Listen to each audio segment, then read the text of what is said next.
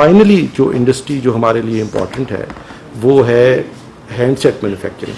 मैंने जैसे अर्ज़ किया कि पाकिस्तान दुनिया की 7वीं बड़ी मार्केट है, इसमें 194 मिलियन सेलुलर कनेक्शन सिम्स इस वक्त इस्तेमाल में है। अगर ये मान भी लिया जाए कि लोग एक से 10 सिम इस्तेमाल करते हैं, फिर भी तकरीबन 12 करोड़ 13 करोड़ मोबाइल फ़ोन्स इस मुल्क में ज़ेर इस्तेमाल है। बहुत बड़ी मार्केट बनती है, और लेकिन हम सारे मोबाइल फ़ोन्स इंपोर्ट करते हैं। तो ये कैसे है कि दुनिया की 7वीं बड़ी मोबाइल फ़ोन्स की मार्केट है और वहाँ पे सेल फ़ोन मैन्युफैक्चरिंग पे हमारी तवज्जो कम है। तो लेकिन ये ज़रूर है कि पिछले 2 साल के अंदर इस पे हुकूमत ने काम किया। फाइनली ये कि बहुत से लोग फ़ोन इस्तेमाल तो करते हैं लेकिन लो एंड फ़ोन इस्तेमाल होते हैं पाकिस्तान में। वो इसलिए कि ऑफ कोर्स एक महंगा फ़ोन ख़रीदना यकमुश्त कोई 80,000 का, 2 लाख का, 3 लाख का फ़ोन ख़रीदना हर किसी की दस्तरस में नहीं।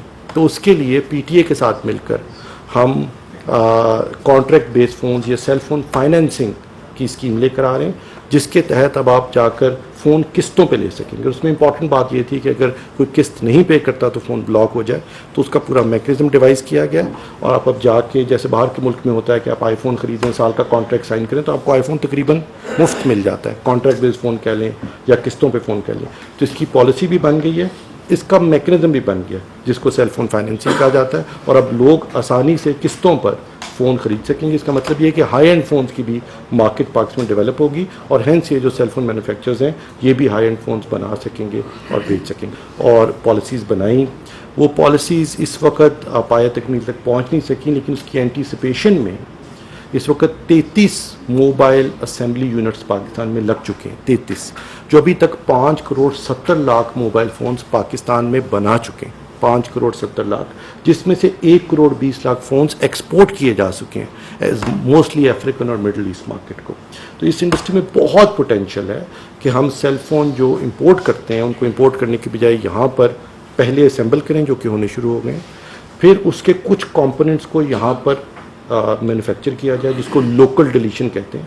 कि हम आपको सेल फ़ोन की पॉलिसी यूँ बनाएंगे कि अगर आप सेल फ़ोन बनाया इंपोर्ट करें तो महंगा है, यहाँ पे असेंबल करें तो सस्ता है, और अगर आप उसके कुछ कंपोनेंट्स यहाँ पे बना लें तो मज़ीद सस्ता है। और उसके बाद ये कि यहाँ से एक्सपोर्ट करें तो हम आपको R&D अलाउंस देने को तैयार हैं। तो इस वक्त between ministry of industries, ministry of commerce and ministry of IT, through the special investment facilitation council we are making a policy जिसके तहत ये तीनों काम किए जा सकें। ये 3 पॉलिसीज़ हैं। एक R&D अलाउंस है कि जो एक्सपोर्ट करे फ़ोन्स यहाँ से बना के उसको गवर्नमेंट इंसेंटिव दे।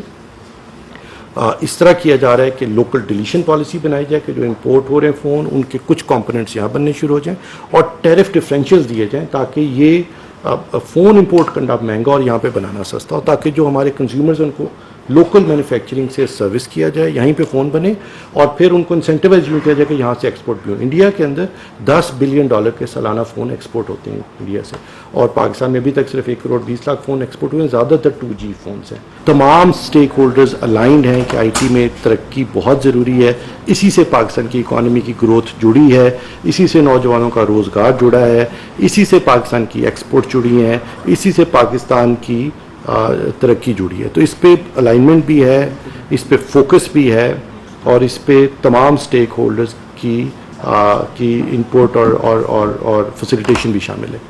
और ये भी है कि हुकूमत में वाकई बहुत बाबांगे दौल बहुत बड़े बड़े क्लेम्स किए जाते हैं और नहीं पूरे किए जाते, लेकिन मैं, अगर आप मुझे जानते हैं तो मैंने 7 साल हुकूमत पंजाब में काम किया। आपको वहाँ पे जितने भी मैंने क्लेम्स किए थे वो सारे इम्प्लीमेंट हुए नज़र आएंगे। वो चाहे लैंड रिकॉर्ड की ऑटोमेशन हो पटवार निज़ाम की, वो चाहे सेफ सिटी अथॉरिटीज़ हों, वो चाहे स्टैम्प पेपर की ऑटोमेशन हो, वो चाहे थानों की ऑटोमेशन हो।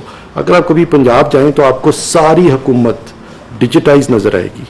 तो ये अल्लाह रहम करे, इंशाल्लाह अल्लाह हमारी मदद करे कि ये जो मैंने आपको 4-5 हाई प्रायोरिटी एरियाज़ बताए हैं, ये इंशाल्लाह अगले चंद माह में हम मुकम्मल कर लेंगे। इसका मतलब है सर 1-2 साल हैं आपके पास? नहीं, बिल्कुल भी नहीं है। तो मैंने आपको जो प्लान बताए सारे पॉलिसी के फ्रेमवर्क्स हैं। Express at the same time देखिए, अगर आप ट्विटर पे हैं लेट्स से, और ट्विटर पे मैं अभी एक्टिव ट्विटर यूज़र हूँ पाकिस्तान का, हालांकि बहुत पाकिस्तान की जो पाकिस्तानी की तादाद ट्विटर पे बहुत कम है, 1.5% पाकिस्तानी ट्विटर पे हैं, तो बहुत बहुत कम तादाद है कंपेयर टू फेसबुक या इवन टिकटॉक या कोई और जो यूट्यूब पे कोई 71 मिलियन पाकिस्तानी है, ट्विटर पे एक्टिव पाकिस्तानी को 1.5-2 मिलियन 2.5 मिलियन पाकिस्तानी है, तो बहुत कम नंबर है।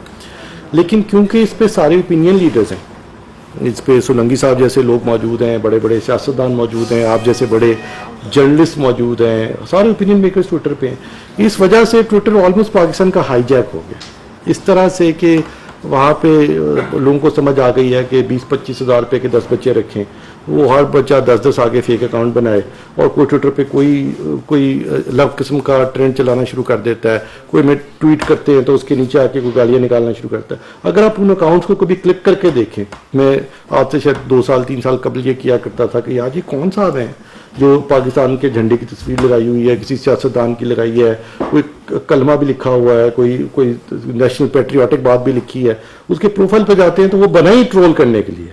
तो तमाम ही फेक अकाउंट है, उसके ऊपर कोई असली बात नहीं, ना जाली आईडी है, सारा दिन बैठ के उसका काम है लोगों को गालियाँ निकालना। आप खुद सोचिए कि कौन अपना दिन में वक्त निकाले और फ्री में जाके लोगों को ट्विटर पे गाली। तो ये ऑफ कोर्स लोगों की रोजगार का जरिया बन गया और फिर ये सियासी जमातें भी कर रही हैं, जहाँ पे ये बात के सामने खबर आई है कि पीछे हम जैसे लोग, तो सोलंकी साहब जैसे लोग जो ट्विटर इस्तेमाल करते हैं, रोज ही कंप्लेन किया करते थे कि यार ये क्या है, ट्विटर पे अब कोई बात ही नहीं हो सकती, कोई बात करें उसके जवाब में हर कोई आके गालियां, और गालियां सिर्फ मुझे नहीं, हर कोई उनके लिए कोशर है। और ये बड़ी बर्दाश्त की बात है पाकिस्तान में कि आप एक्टिव सोशल मीडिया यूजर्स हो और कोई तामीर की बात करें, क्योंकि उसके जवाब में कोई तामीरी जवाब नहीं आता।